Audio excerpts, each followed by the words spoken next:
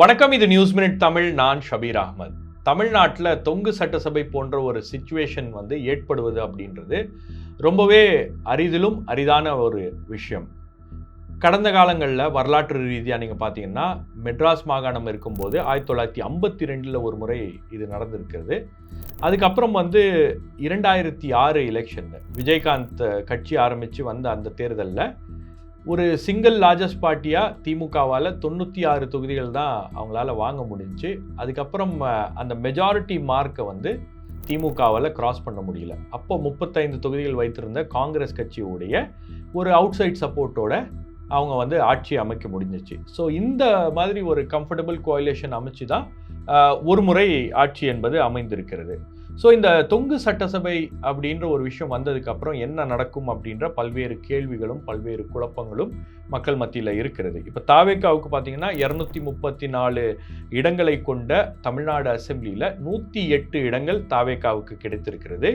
அதே மாதிரி உங்களுக்கு ஆட்சி அமைக்கிறதுக்கு எவ்வளவு இடங்கள் தேவை அப்படின்னு பார்த்தீங்கன்னா, ஆட்சி அமைப்பதற்கு 117 இடங்கள் இருந்தால் போதும். சிம்பிள் மெஜாரிட்டி அப்படின்னு சொல்லுவாங்க. சிம்பிள் மெஜாரிட்டினா 117க்கு மேலே நீங்கள் எவ்வளவு இடங்கள் வாங்கினாலும் உங்களுக்கு அது சிம்பிள் மெஜாரிட்டி அல்லது ஆப்சல்யூட் மெஜாரிட்டி. உங்களுக்கு சில கேசஸ்லாம் என்னன்னா 160 இடங்கள்லாம் ஒரு தொகுதி ஒரு கட்சி பிடிச்சிருச்சு அப்படின்னு வச்சுங்களேன், அதெல்லாம் ஒரு லேண்ட்ஸ்லைட் விக்ட்ரி அப்படின்னு சொல்லக்கூடிய விஷயங்கள்லாம் இருக்கும்.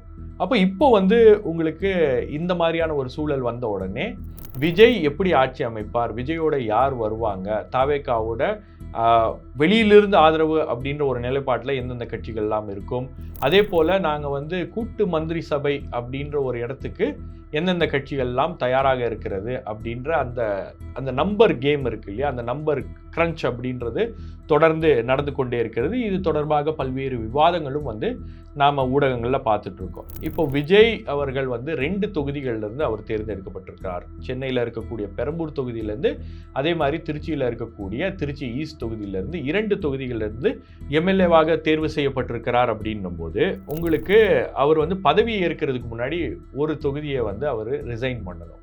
அப்போ விஜய் எந்த தொகுதியை விட்டு கொடுப்பார் அப்படின்னா, இல்லை பல பேர் என்ன சொல்கிறாங்க, சென்னை தான் விஜய்க்கு இவ்வளவு பெரிய ஒரு தாக்கத்தை ஏற்படுத்தி இருக்கிறது, அதனால் அவர் சென்னை சீட்டை அவர் விட்டுறக்கூடாது, திருச்சி ஈஸ்ட்டை வேணும்னா அவர் அங்கேருந்து வேணால் எம்எல்ஏவாக ரிசைன் பண்ணிட்டு வேறு யாராச்சும் அங்கேருந்து போட்டியிடலாம் அப்படின்ற ஒரு பேச்சும் இருக்கிறது.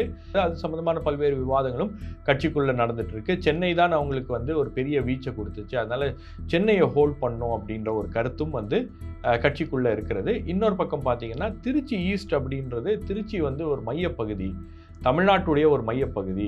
ஸோ அந்த இடத்துல விஜய் இருந்தாருன்னா உங்களுக்கு சென்னை ஆல்ரெடி உங்களுக்கு சென்னையில் உங்களுக்கு எவ்வளோ செல்வாக்கு இருக்குது, எவ்வளோ ஆதரவு இருக்குது அப்படின்றது உங்களுக்கு தெரிஞ்சிருச்சு.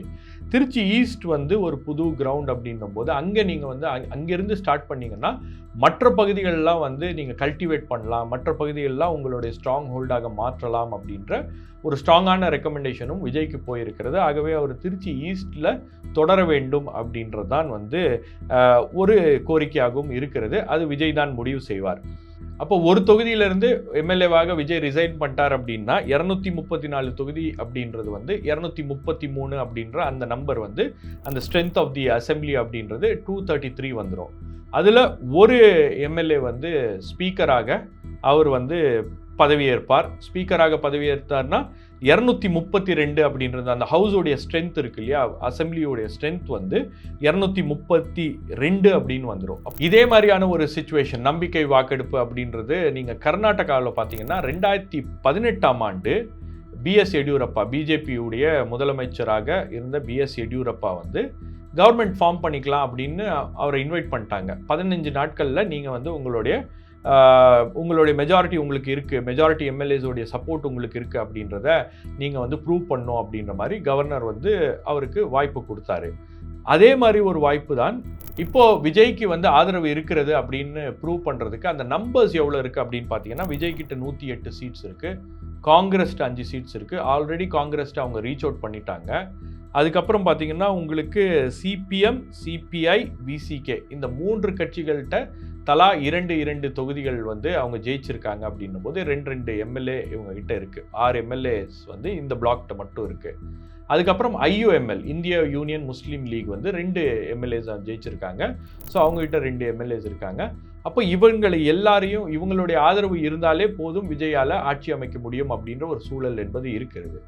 இது நீங்க வந்து விஜய் இப்போ ஒரு முயற்சி எடுக்கிறாரு அப்படின்னா காங்கிரஸ் ஆல்ரெடி பேசிட்டாரு.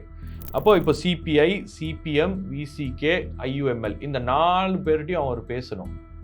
இதை விட இன்னொரு ஆப்ஷன், பெஸ்டான ஆப்ஷன் என்ன அப்படின்னு பார்த்தீங்கன்னா 47 எம்எல்ஏஸ் வைத்திருக்கக்கூடிய அதிமுக கிட்ட வெளியிலிருந்து நிபந்தனையற்ற ஆதரவு அப்படின்றத கோரலாம். அப்போ விஜய் அதை பண்ணாரு அப்படின்னா உங்களுக்கு வந்து இந்த கட்சிகள்கிட்டலாம் பேச வேண்டிய அவசியம் என்பது ஏற்படாது. அதிமுகவுடைய அவுட் சைட் சப்போர்ட்டோட விஜய் வந்து மெஜாரிட்டியை ப்ரூவ் பண்ணலாம், எங்களுக்கு இவ்வளோ எம்எல்ஏ சப்போர்ட் இருக்காங்க அப்படின்றது. அப்போ இந்த மாதிரி ஒரு பாசிபிலிட்டியில் தான் உங்களுக்கு வந்து காங்கிரஸுடைய ரோல் அப்படின்றது இதில் ரொம்ப முக்கியமானதாக இருக்கிறது. ஆல்ரெடி உங்களுக்கு வந்து இந்த தேர்தல் ஆரம்பிக்கிறதுக்கு முன்னாடியே இந்த கூட்டணி பேச்சுவார்த்தை, திமுகவோட ஏற்பட்ட சலசலப்பு அப்படிலாம் இருக்கும்போதே வந்து காங்கிரஸும் விஜயும் வந்து தொடர்ந்து பேக்டோர் சேனல்ஸ் மூலமாக பேசி கொண்டிருந்தார்கள். அதுக்கப்புறம் வந்து காங்கிரஸ் கிட்டத்தட்ட தாவேக்காவோட வந்துடும் அப்படின்ற ஒரு சூழல் என்பது இருந்துச்சு. லாஸ்ட் மினிட்ல திமுக கொஞ்சம் வேகமாக வேலை பார்த்து காங்கிரஸை வந்து ரீடைன் பண்ணிட்டாங்க. இப்போ ஒரு ஹங் அசெம்பிளி மாதிரி ஒரு சினாரியோ வருவதற்கான வாய்ப்புகளும் இருக்கிறது அப்படின்னோடனே ரிசல்ட்ஸுக்கு முன்னாடி காங்கிரஸ் மறுபடியும் அந்த பேக்டோர் நெகோசியேஷன் தொடர்ந்து போய்கொண்டிருந்தது. இப்போ தாவேகா தலைவர் விஜய் வந்து ஃபார்மலாவே மல்லிகார்ஜுன கர்கே அவர்களுக்கு ஒரு கடிதம் மூலமாக எங்களுக்கு வந்து உங்களுடைய ஆதரவு தேவை அப்படின்றது கேட்டிருக்கிறார். அப்போ அவங்க வந்து ஆதரவு கொடுப்பதற்கான அந்த வேலைகள் அப்படின்றது நடந்துட்டு இருக்கு. சந்திச்சு அவங்களும் லெட்டர் கொடுத்துட்டாங்க. இதில் என்ன பிரச்சனை அப்படின்னு பார்த்தீங்கன்னா CPI, CPM இந்த 2 கட்சிகளும் வந்து தேசிய கட்சிகள். ஸோ இங்கே இருக்கக்கூடிய மாநில குழு ஒரு முடிவு எடுத்தாலும் தேசிய அளவில் அங்கே இருக்கக்கூடிய தலைவர்களும் வந்து அவங்களுடைய முடிவுகளும் வந்து அவங்களுடைய எண்ணம் என்ன அப்படின்றதும் வந்து ரொம்ப முக்கியமானது.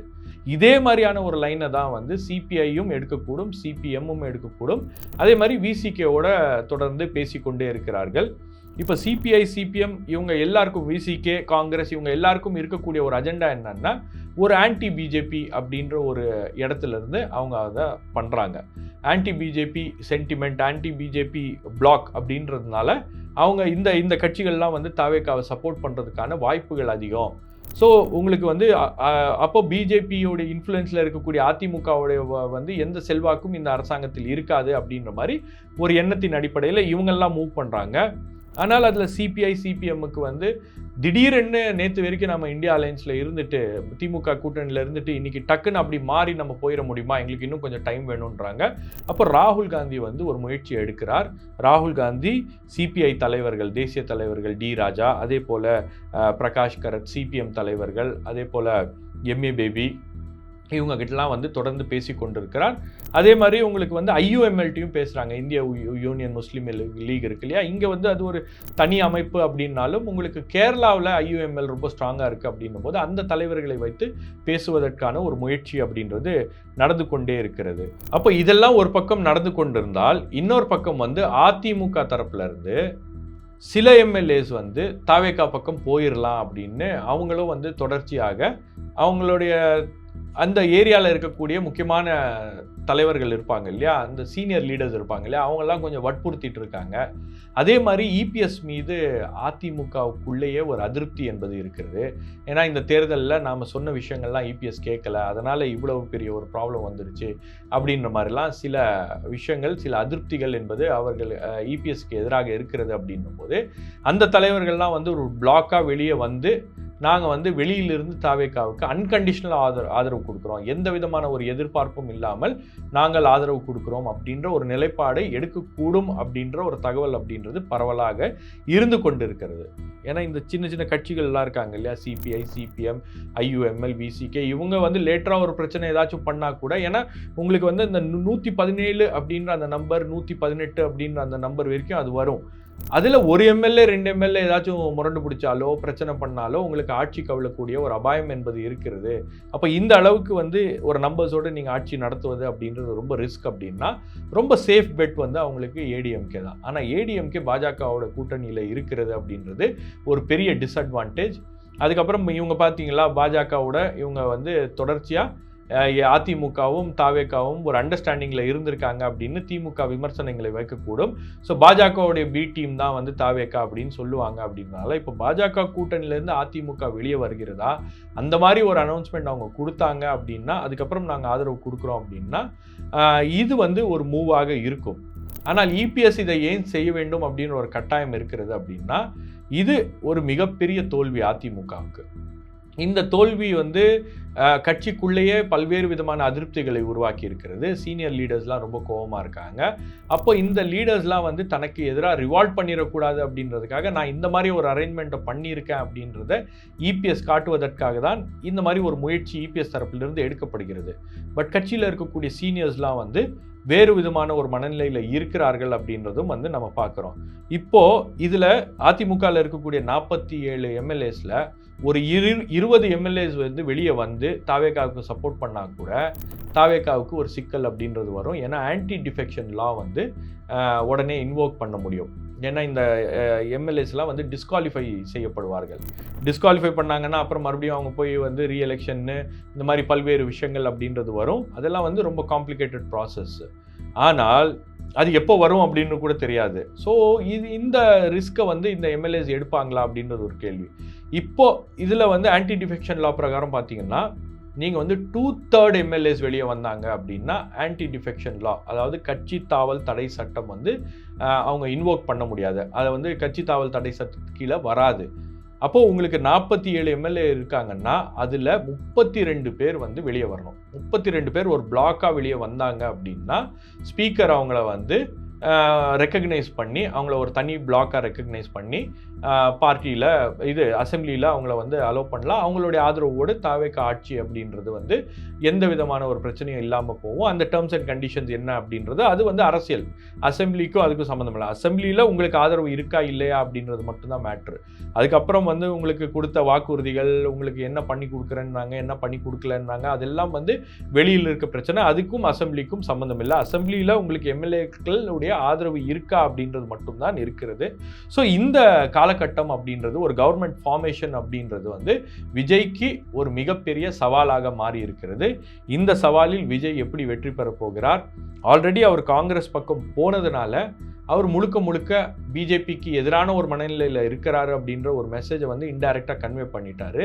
அதுக்கப்புறம் பிஜேபிக்கு நேர் எதிராக இருக்கக்கூடிய கட்சிகளான சிபிஐ, சிபிஎம், விசிகே, ஐயுஎம்எல் இவர்களை தான் அவர் எதிர்பார்க்கிறாரு. இவங்கெல்லாம் வந்து ஒட்டுமொத்தமாக வந்தால் கூட வெளியிலிருந்து ஆதரவு கொடுப்பதற்கு அதிமுகவும் தயாராக இருக்கிறது அப்படின்னும் போது விஜய் ஆட்சி அமைப்பது கொஞ்சம் கம்ஃபர்டபுளாக இருப்பதற்கு எந்த விதமான ஒரு சிக்கலும் தற்போது வரை இல்லை அப்படின்ற ஒரு சூழல் தான் இருக்கிறது. ஸோ இது எப்படி வந்து நடக்க போகிறது அப்படின்றத நம்ம கொஞ்சம் பொறுத்திருந்து தான் பார்க்கணும். இன்னும் ஓரிரு நாட்களில் இதெல்லாம் வந்து ஒரு பிக்சர் வந்து ரொம்ப கிளியராக எமர்ஜ் ஆயிரும். இது எப்படி போகும், என்ன நடக்கும் அப்படின்றது இன்னொரு 24 மணி நேரத்துலேருந்து 48 மணி நேரத்துக்குள்ள ஒரு கிளியர் பிக்சர் வந்துடும். ஸோ தாவேக்கா ஆட்சி அமைப்பது உறுதி. இதில் எந்த விதமான பிரச்சனையும் இருக்காது. இந்த நம்பர்ஸ், இந்த கட்சிகள் அவங்களுடைய ஆதரவு தாவேக்காவுக்கு இருக்கிறது அப்படின்னு அந்த லெட்டர் கொடுத்தாங்கன்னா இது எல்லாமே கடகடன் முடிஞ்சிடும். முதலமைச்சராக விஜய் பதவி ஏற்பதற்கு எந்த விதமான ஒரு சிக்கலும் இருக்காது. வேறொரு நிகழ்ச்சியில் உங்களை சந்திக்கிறேன். நன்றி, வணக்கம்.